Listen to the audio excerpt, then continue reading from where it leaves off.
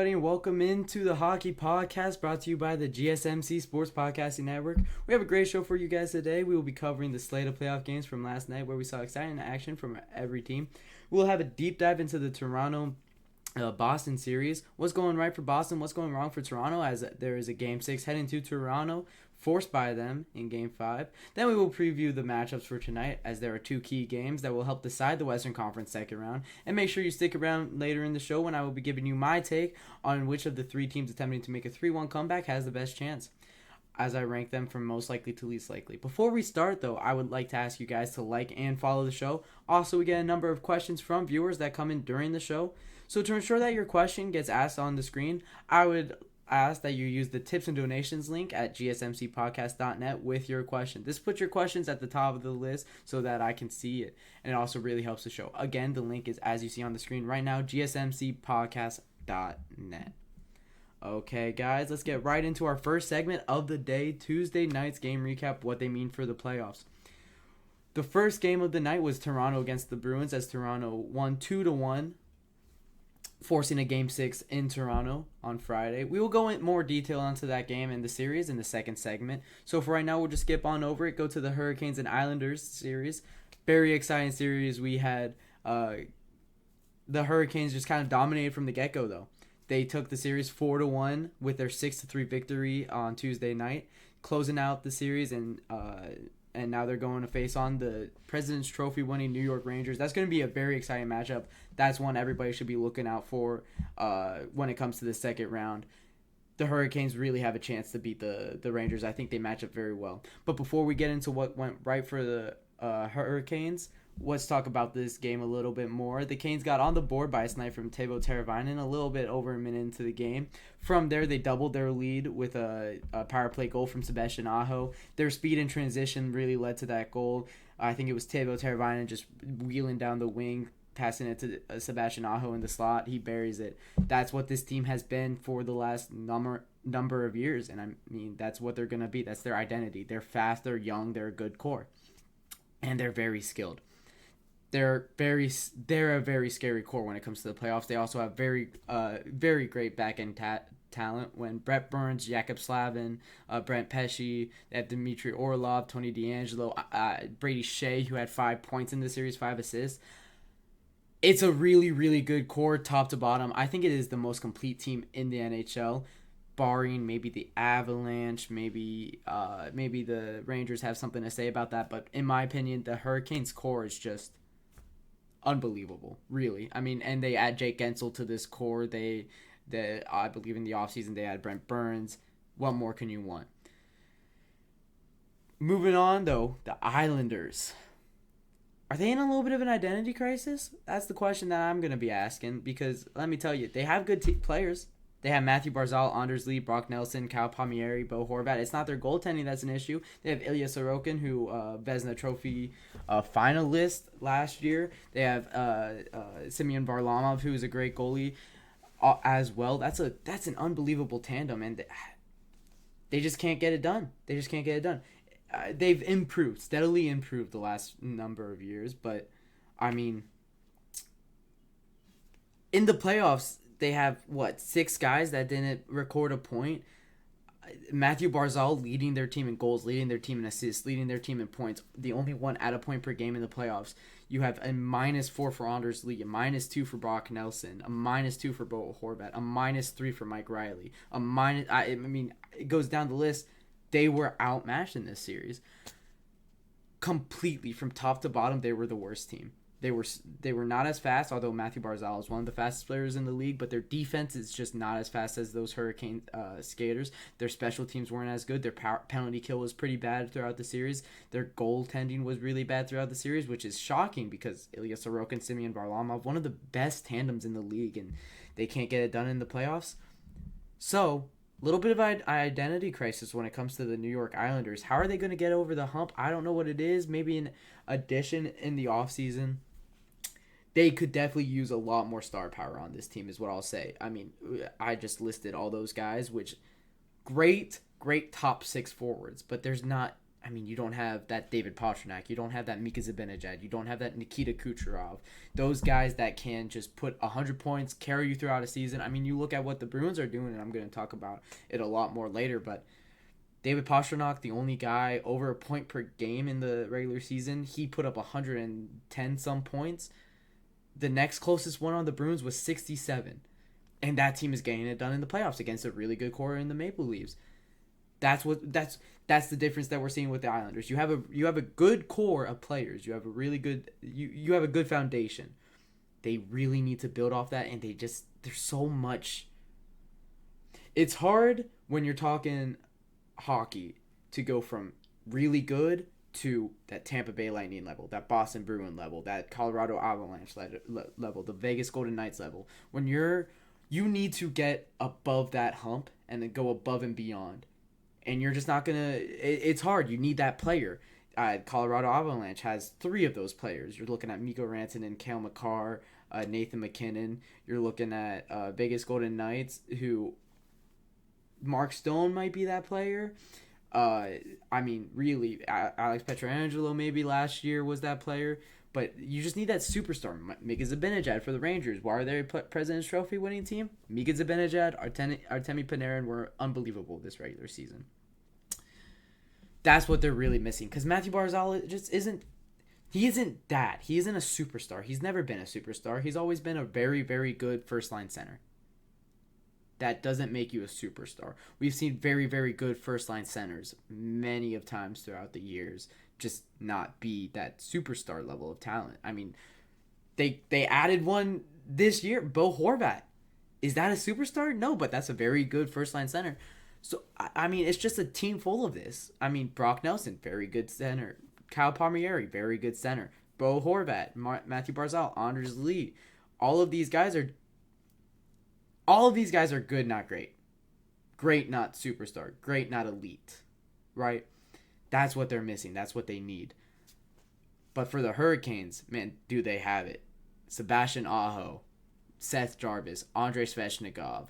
All of these guys are Teuvo Teravainen. All these guys are very, very good. Sebastian Aho, only 3 points, and they dominated. You're not getting production from your best guy, Sebastian Aho, one of the best forwards in the league year in and year out. You're not getting production for that, and you're still dominating? Seth Jarvis putting up 7 points from nowhere. I mean, their D-core, Brady Shea, 5 points. Brent Burns, 2 points, had a very crucial assist in this closeout game.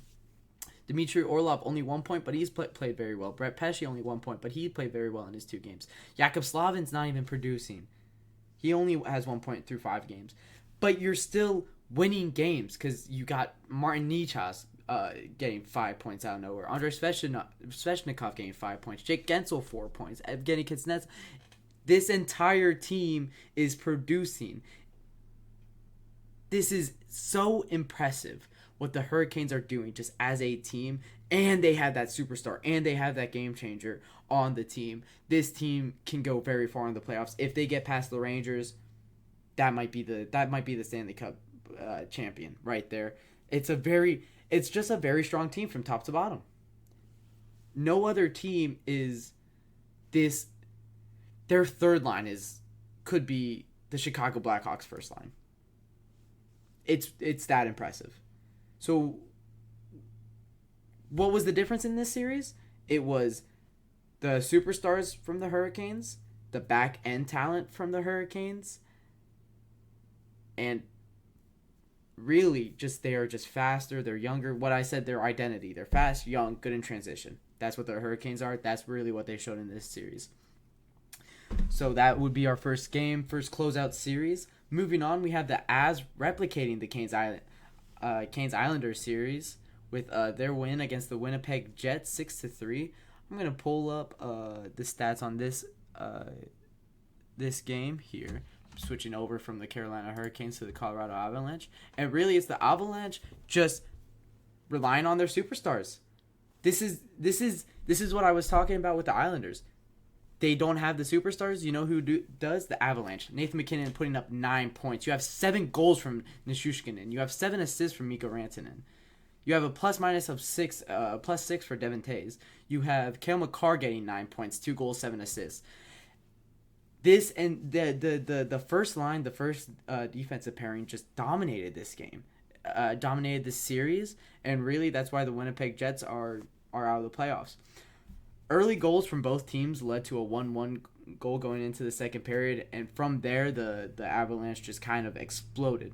Cale Makar dominated in this series. As I said, he has 7 assists, 9 points. He was doing stuff I've never seen a defenseman do, weaving in and out, shooting between two people and scoring a goal. I think that happened in Game 4. He was unbelievable. Clearly the best defenseman in the NHL. That's what really everybody's been saying for years now. He's unbelievable.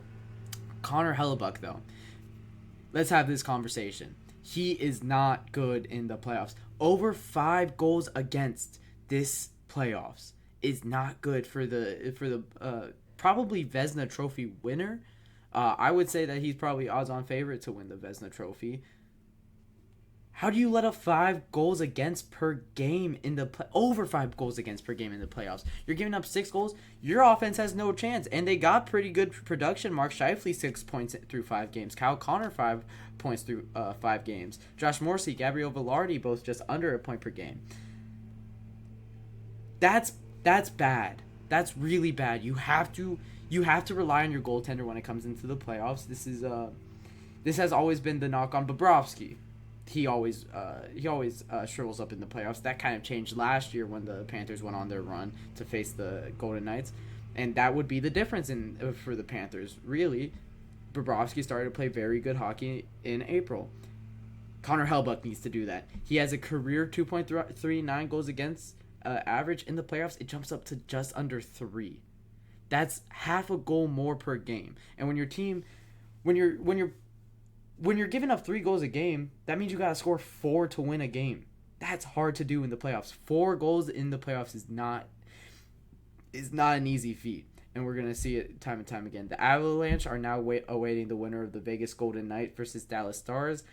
That's a really, really fun series. That's going to be a tonight game, and we'll go a little bit more in depth into that game, what it could mean for the series, what it could mean for the Avalanche going forward in our third segment. So we're just going to move on to our final game of the night, the Preds Canucks, and this is the first game that didn't end in a closeout. I'm sorry, the Bruins Maple Leafs was the first one that we're going over right here that didn't end in a closeout. The Predators were able to extend the series. They were down 3-1. Now it's a 3-2 Canucks lead. Going back to Nashville, though, Nashville on Friday, anything can happen, really. Predators extend the series with a 2-1 victory. In the playoffs, you need a goalie to steal a game, and UC Saros did exactly that. He has been amazing this playoffs, but even better in this game. He had save after save after save on elite chances. Quinn Hughes had elite chances this game, and really just from top to bottom, the Canucks just couldn't get it past Elias Pettersson. Had really good chances in this game. Nothing was getting past UC Saros though. Blockers saves, glove saves, pad saves, everything. He was just keeping it all out of the net, and it was very exciting to see from a very good goaltender just being elite in the playoffs. Silovas, the Canucks goaltender, kind of matched Saros throughout this game as well. This game was a very hard-fought game. It went into it did not go into overtime, but the Canucks goaltender only giving up 2 goals is very impressive. You're relying on your team to get 3, and they just couldn't. And now they're going to go to Nashville in Game 6. I think if Nashville can pull off that game, them coming back from 3-1 is very plausible. But they do need to win on Friday. They have to win on Friday. Of course, they have to win on Friday. But even more, they need to win. They need to win by a large margin. They need to dominate on Friday. They need to not let the Canucks feel like, okay, we're coming back to Vancouver and we'll be okay. They need to beat up their morale before they can win this series. That will wrap it up for our first segment. Next segment, we will go into a deeper dive into the Boston Bruins versus the Toronto Maple Leafs series. I'm going to take a short little break here, and I hope you guys enjoyed that first segment. I feel like I'm losing my mind. Is everybody in the world blind? Please, Lord, give me a sign, a sign. I feel like I'm losing my mind. Is everybody in the world blind? Please, Lord, give me a sign, a sign. I wanna be the greatest. Everybody on the fake shit. I look around and feel like everybody is the fakest. I make this every day and I'm impatient, hoping one day I blow up from the basement. Statement, the top is so vacant. I don't hear shit that I think is amazing. Waiting for my day when I'm playing sold out shows for 1,000 faces. Hey, give me that crown, get in my way and to be put down. It ain't your place, all this my town. If I want that shit, then I'll get it right now. I'm losing it, the noose it fits. I'm losing shit, a stupid myth. You choose to live or choose to dip. You choose to fight or lose your grip and lose a gift. I feel like I'm losing my mind. Is everybody in the world blind? Please, Lord, give me a sign, a sign. I feel like I'm losing my mind. Is everybody in the world blind?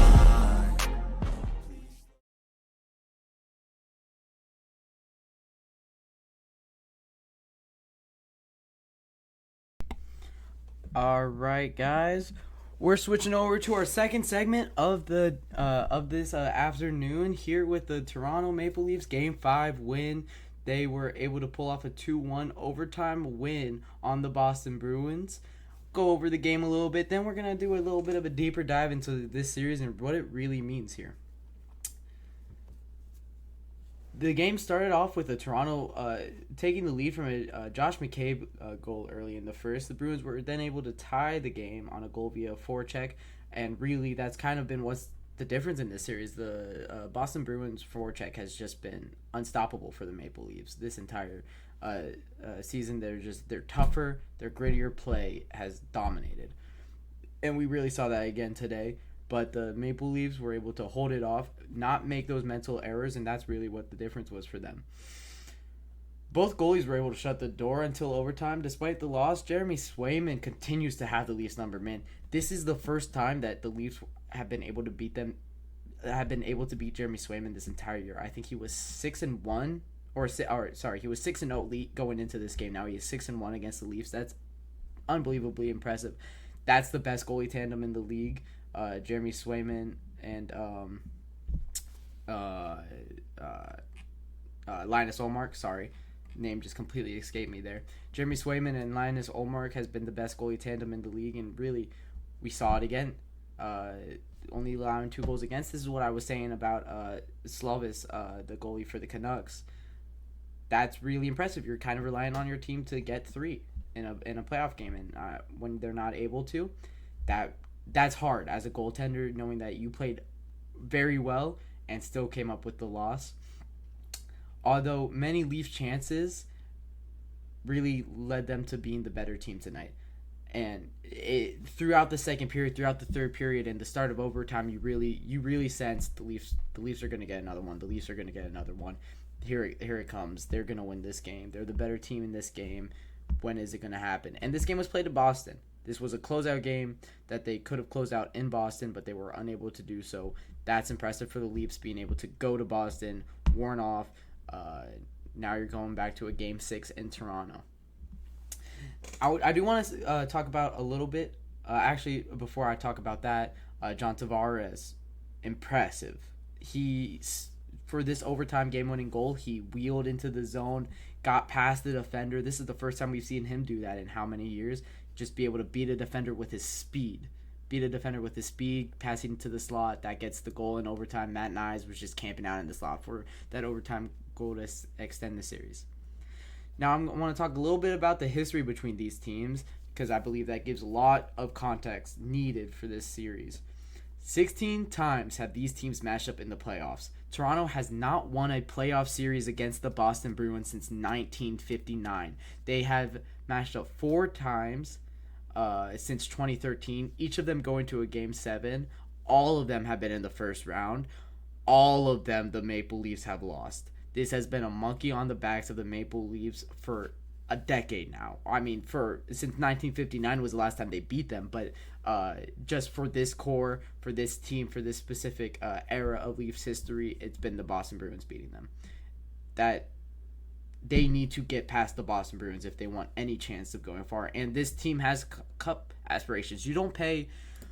I mean, when you're looking at their salary cap, you're paying Austin Matthews $13 million. You're paying John Tavares $11 million. You're paying Mitch Marner $11 million. You're paying William Nylander $11.5 million.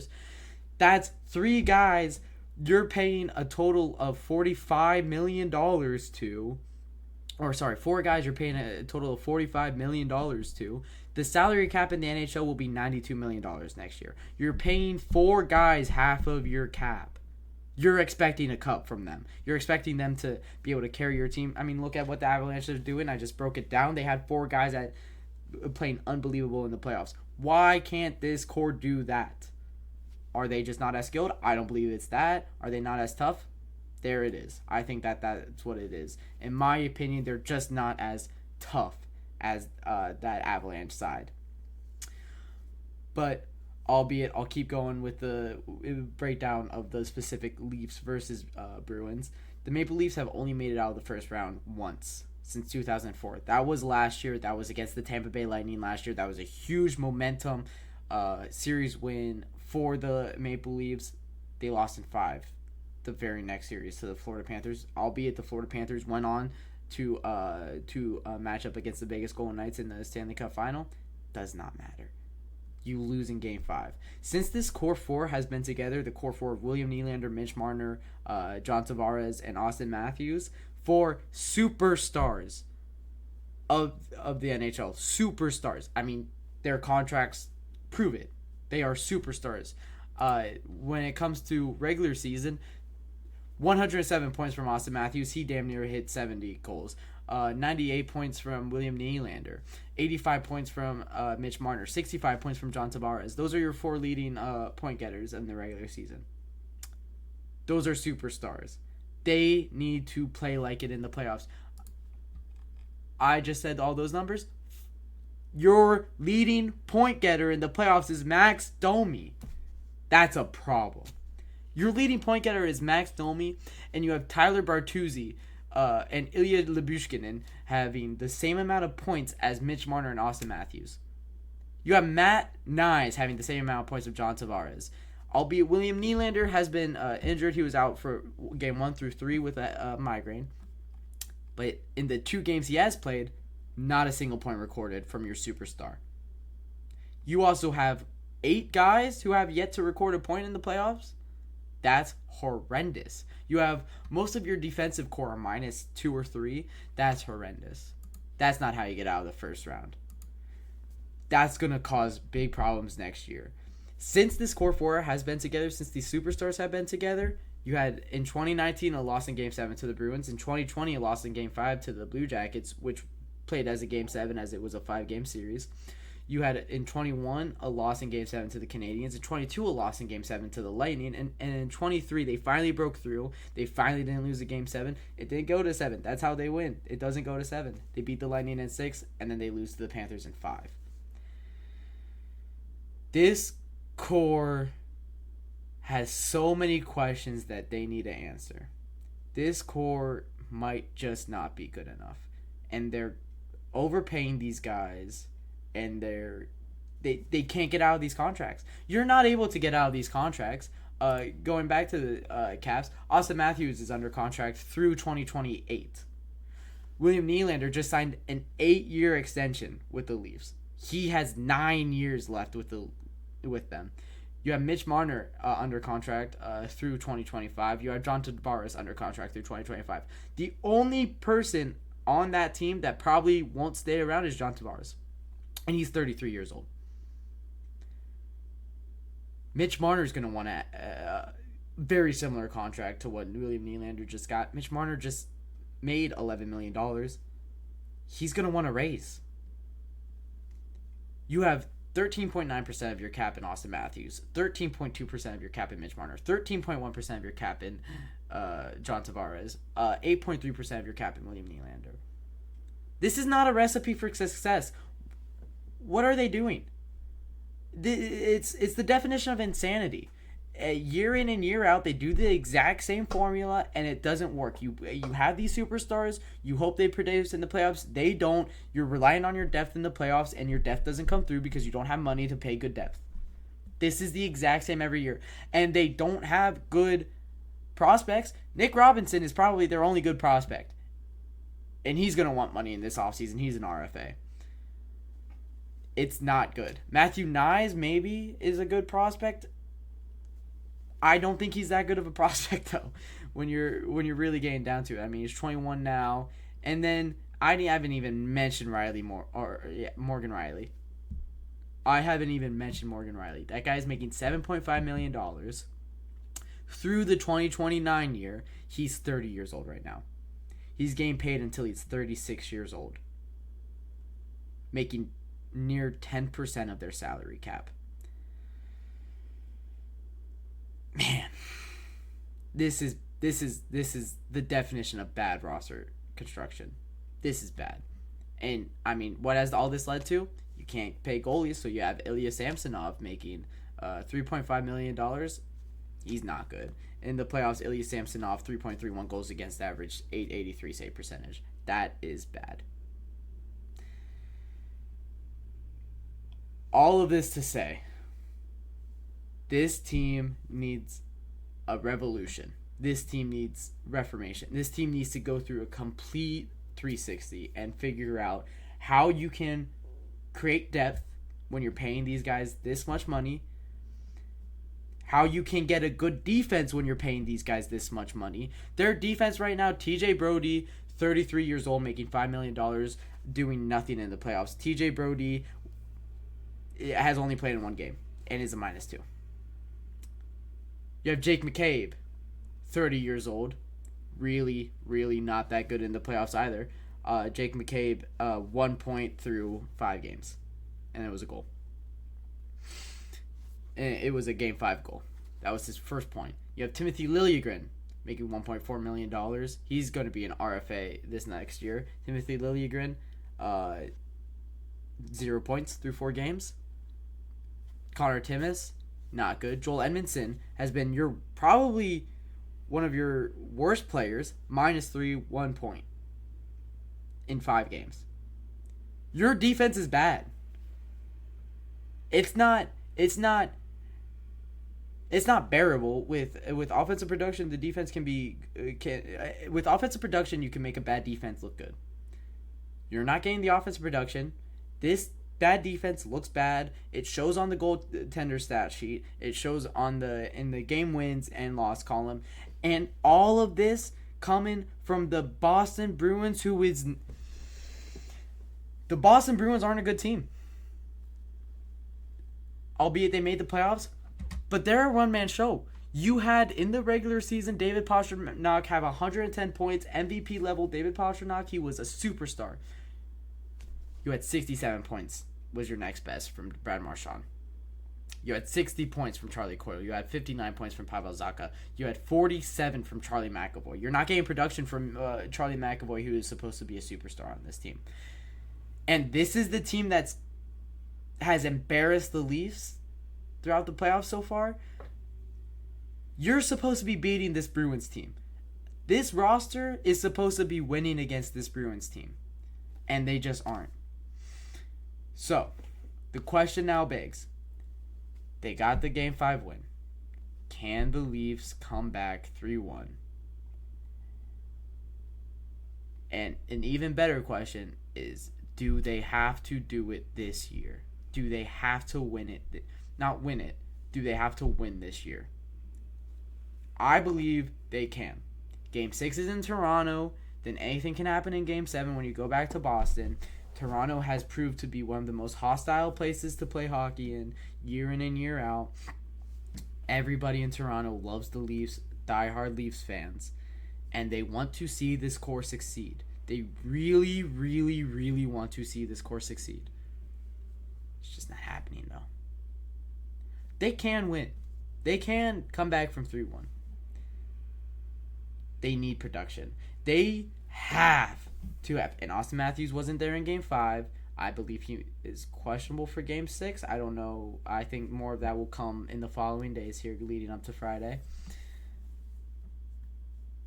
You need production from Mitch Marner, who has been just so soft this playoffs. 3 points, 1 goal, 2 assists, I believe it is, for him. John Tavares, 1 goal, 1 assist for him through 5 games. You need production from him. He had his second point in Game 5. Going into Game 5, he had 1 goal in 4 games. It's not good. You need William Nylander to come back from his migraine issues. He needs to be healthy. He needs to play a lot better. And even more, you need the team to play as a team. When they play as superstars, individual superstars, they aren't good. They aren't a team. Their power play is great. Their transition offense is awful. They need to play together. They need to not have loose turnovers in the neutral zone and the defensive zone. They need to get past these forechecking of the Boston Bruins. They need to play better defense. Their back end has to start producing if they want to win these next 2 games. Can it happen? Yes, it can. Do they need it to happen? Absolutely. You're going to have so many holes to fix next year. Next year, they don't have a goalie on their roster. Next year, their defensive core, I think, is losing 3 of 6. You have all of your depth is not good right now. You're going to need to improve that. That's so many holes right there. They cannot build depth because they're paying every guy an unbelievable amount of their salary cap. They don't have good prospects. They need it to happen this year. They need it to happen soon. They need to get over the hump. Their superstars need to start producing in the playoffs. I talked about it with the Avs. I talked about it with the Hurricanes. What is going right for them? What is happening for them? They're getting that production from the superstars. They need to continue to get that production. Okay, that's my rant for the Leafs done. I hope you guys enjoyed those first 2 segments. We will be right back. Going into segment 3, we're going to preview tonight's matchups. Edmonton's up 3-1. Dallas and Vegas, a very exciting series, 2-2 right now. Both those teams are unbelievable. That hockey is so much fun to watch, and honestly, that might be the Western Conference Finals in the first round is what we're watching. Hope you guys stick around for segment 3. Thank you for listening so far. Looking for your daily fix of sports talk without having to pay for it?